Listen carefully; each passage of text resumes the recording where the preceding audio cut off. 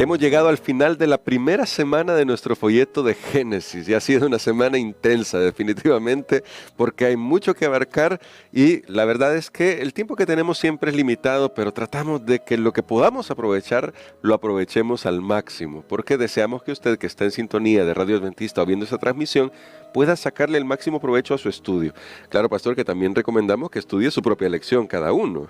Totalmente. Sí, porque necesitamos que cada uno pues tenga su propia experiencia personal estudiando la Biblia. Y el texto bíblico, Correcto. el texto bíblico. Que necesita leer el texto bíblico. Pero hoy vamos a hacer un resumen sobre 3 aspectos que consideramos es muy importante que reforcemos en nuestra mente. Así que vamos a orar por ello. Querido Padre, venimos ante tu presencia para suplicar tu ayuda a la hora de reflexionar sobre lo que hemos estudiado durante esta semana. En el nombre de Cristo Jesús. Amén. Pastor Eni Perla, algunos hoy en día creen que el libro de Génesis está en la misma categoría que los mitos que usted nos estuvo mencionando durante la semana, mitos de la creación. Pero quizá la primera pregunta con la que queremos abordar el resumen de hoy es ¿por qué nuestra fe puede estar segura en el relato de la creación y por qué esto no puede compararse definitivamente con ninguno de los mitos de la creación que existían en el cercano oriente o que incluso en países como nosotros, como en el Popol Vuh, tenemos también mitos de la creación? ¿Por qué no se pueden comparar con eso y nuestra fe está segura en el relato bíblico? Muy bien, recordemos que la misma Biblia da testimonio y dice toda la escritura es inspirada por Dios. Amén. Y eso significa que este es un relato que ha sido divinamente inspirado y que a lo largo de la historia, todas las aseveraciones de la Biblia que se han cumplido nos ayudan a mantener nuestra fe en que es un libro fuera de serie. Amén. Es totalmente diferente a todos los demás. Ahora, ¿por qué es importante establecer una diferencia en esos mitos? Por ejemplo, cuando yo voy a la Biblia, yo me doy cuenta que el relato de la creación de la Biblia es realmente más sublime con respecto a la función de la creación y al propósito por el cual el hombre fue hecho. Ahí no hay servilismo, ahí no hay enojo. En otros relatos de creación mitológicos, los dioses se enojan, se pelean, los dioses crean al hombre para que le sirvan a ellos. Los dioses tienen los mismos defectos que tienen los seres humanos. Ahí no hay creación como en el relato bíblico, todo era bueno en gran manera. No hay. Entonces hay una gran distinción, pero lastimosamente hay algunas personas que cuando vienen a estudiar la Biblia, habiendo estudiado esos mitos, estamos hablando de las personas que les gusta investigar, estudiar, y no hay nada de malo en eso, pero hay que poner cada cosa en su lugar. Habiendo estudiado eso, vienen a la Biblia y dicen, este es un mito también. Esto voy a sacar de aquí las lecciones. Entonces muchos usan este relato de la creación, hablando de personas cristianas en general. Entonces usan este relato de la creación y dicen, estas son parábolas. Solo como... sí, son ilustraciones que de ahí voy a extraer verdades espirituales. Cuidado con ese pensamiento, porque más bien es al revés. Génesis capítulo número 1 y los capítulos que le siguen, o sea, todo el libro de Génesis son acontecimientos históricos verídicos, Amén. Reales, sucedieron. Y de esos acontecimientos históricos nosotros extraemos las lecciones teológicas. O sea, no es al revés. Correcto. No es que yo veo de un acontecimiento que no es real, saco una lección teológica. No, es de un acontecimiento histórico. De hecho, algo que iba a mencionar es cuando hablamos de la creación del hombre. Cuando dice que Dios hizo al hombre a su imagen y semejanza, quiere decir que así como el hombre, miren este pensamiento, así como el hombre es un ser real, existe, así Dios existe. Amén. Así como el hombre física y espiritualmente lleva la imagen y la semejanza de Dios, quiere decir que Dios es un ser real, histórico, que existe. Por supuesto, ya vimos que Él es un Dios trascendente, Amén. Que está fuera de este mundo, fuera de su creación, pero que es un ser real. Así que nosotros, los seres humanos creados a imagen y semejanza de Dios, somos la mejor prueba de que Dios es real y que Dios existe. Amén, eso está muy bien. Ahora, pastor, en la semana también destacamos algo acerca de la ciencia y usted también mencionaba que la ciencia correctamente comprendida no va a contradecir a la Biblia. De hecho, Elena de White tiene una cita que es muy linda y quiero leer 2 porciones de esa cita que aparece en nuestra lección y que dice así: la ciencia descubre siempre nuevas maravillas, pero en su investigación no obtiene nada que, correctamente comprendido, discrepe con la revelación divina. Luego dice, sin embargo, algunas deducciones erróneas de fenómenos observados en la naturaleza han hecho suponer que existe un conflicto entre la ciencia y la revelación, y, en los esfuerzos realizados para restaurar la armonía entre ambas, se han adoptado interpretaciones de las Escrituras que minan y destruyen la fuerza de la palabra de Dios. Y me detenía en estas porciones de esta cita, pastor, porque el cristianismo o la fe cristiana no es anticientífica, pero también necesitamos poner, como usted lo decía antes, todo en su lugar. ¿Cómo podemos entonces conciliar la ciencia y la fe? Muy bien, creo que la ciencia tiene un presupuesto, una presuposición, y es todo lo observable y comprobable. O sea, para que algo sea realmente científico, debe ser algo comprobable.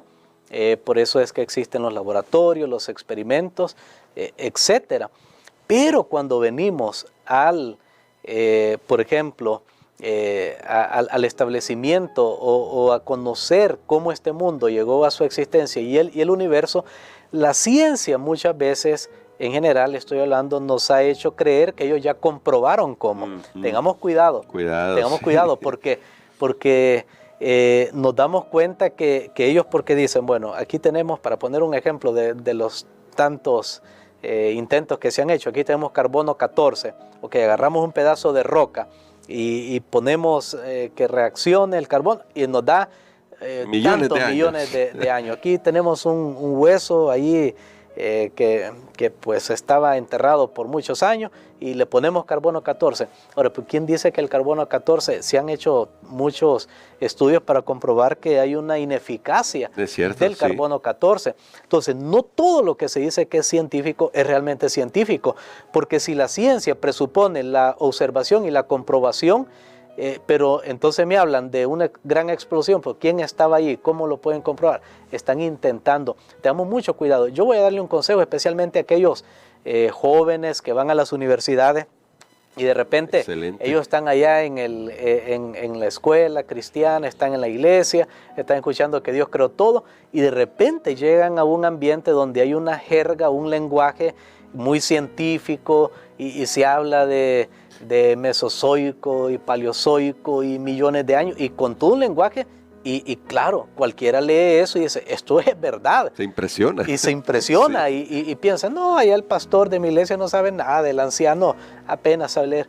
Cuidado, hermanos, porque mire, aunque todo eso suene muy grande y muy científico, no todo eso es comprobable y por eso la ciencia va muchas veces cambiando. Hay cosas que han comprobado, hay cosas que no. Sí. Pero entonces ahí es donde entra la función de la palabra de Dios con la fe, que aquello que yo no entiendo, aquello que la ciencia misma no entiende y no ha comprobado, entonces yo lo creo por fe. De paso, nunca voy a olvidar lo que nos dijo un profesor y nos dijo, ¿por qué siempre va a haber ahí adherentes a la evolución y a la creación? Sabemos que la creación es la correcta, pero ¿por qué siempre hay? Porque dice, ninguno de los dos puede al final comprobar lo contrario del otro. O sea, ninguno puede comprobarlo. El evolucionista tiene que tener fe para creer en algo que no vio y que no está seguro. El creacionista tiene que tener fe para creer que Dios creó. Así que al final todo es un asunto de fe. Por favor, no crea que la ciencia ya lo resolvió todo. Y vuelvo a repetir, y no es que estamos en contra de los científicos, no. Porque de hecho hay científicos cristianos. Y de hecho los grandes hombres de ciencia de hace siglos, como por ejemplo Isaac Newton, muy pocos saben que Isaac Newton escribió más de teología que de ciencia, que de física y todo eso. Pero las universidades cuando surgieron para estudiar la teología, no otras cosas. Bueno, pero el asunto es al final vamos a requerir fe. La cosa es dónde pongo mi fe, en algo que al final no me conduce a nada, o en algo que me dice, mira, hay un diseñador inteligente y un creador, está más allá de nuestra comprensión, pero sí acercado a nosotros y creó todo muy lindo. Se perdió, pero Él vino para rescatarnos. Amén. Yo prefiero quedarme con esa versión. Claro que sí, que es la versión que también nos presenta el apóstol Pablo en la carta que acabamos de estudiar. Por la fe entendemos, dice Pablo en Hebreos capítulo 11. Ahora, por la fe entendemos que Dios ha obrado y que nos creó a nosotros y creó este mundo en una semana literal. Y en este sentido, pastor, y para concluir nuestra reflexión, porque se tocó este tema en la semana, ¿qué nos dice el sábado? Y quizás aquí a veces no terminamos de dimensionarlos, pero ¿qué nos dice el sábado respecto a todos estos problemas que estamos enfrentando? El ateísmo, la falta de mayordomía sobre el mundo. Si realmente hiciéramos caso del relato de la creación en torno a ese día, ¿las cosas cambiarían?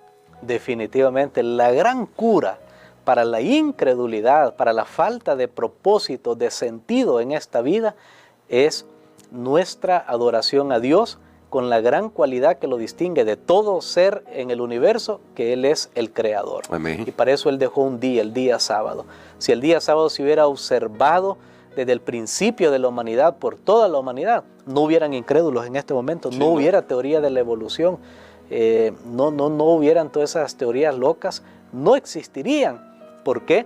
Porque la gente reconocería quién es su creador. Pero como el hombre se apartó de Dios, se fue por su propio lado y dijo, no, bueno, voy a investigar por mí mismo cómo está esto. Y ya vimos, hay leyes y todo eso, y se han hecho muchas investigaciones buenas, pero lastimosamente cuando abandonamos adorar a Dios en el día que Él ha reconocido como el único día santo, bendecido y de reposo, el día sábado, allí es que la humanidad se pierde. De paso, algunos dicen, ¿por qué estamos seguros que es el día sábado? Yo, estudiando hace algunos años, me sorprendí al saber que en más de 100 idiomas y dialectos en el mundo, al séptimo día se le llama sábado, y todas las pronunciaciones se parecen. Afortunadamente en español lo tenemos así, sábado, en hebreo Shabbat, y luego cuando uno va a otros dialectos e idiomas, como mencioné, tienen una pronunciación, un sonido similar. Ahora la pregunta es, de tantas culturas diversas en el mundo y por muchos años, ¿por qué al séptimo día le llaman igual? Solo hay una respuesta, porque la humanidad tiene un origen común. Tiene un origen común. Los hijos de Adán y Eva, aunque después veremos la caída, después que fueron expulsados del Edén, ellos sabían que Dios era el creador y que tenía un día establecido. Lo sabían los hijos de Noé, todo el mundo lo sabía. Entonces ellos sabían que ese día era sábado. Y pues los fieles de Dios lo estuvieron observando por los años. Los que no, se fueron allí, como dice Pablo en Romanos 1, tras sus vanos razonamientos, adoraron a las criaturas antes que el Creador, y ese es el asunto. Si yo no adoro a Dios como Creador, al final voy a terminar pensando que yo soy el Creador, o que el Creador es el sol, o que el Creador es una criatura, etcétera, como esos mitos antiguos, y lastimosamente ahí nos degeneramos, porque el ser humano se hace igual a quien adora, a quien admira.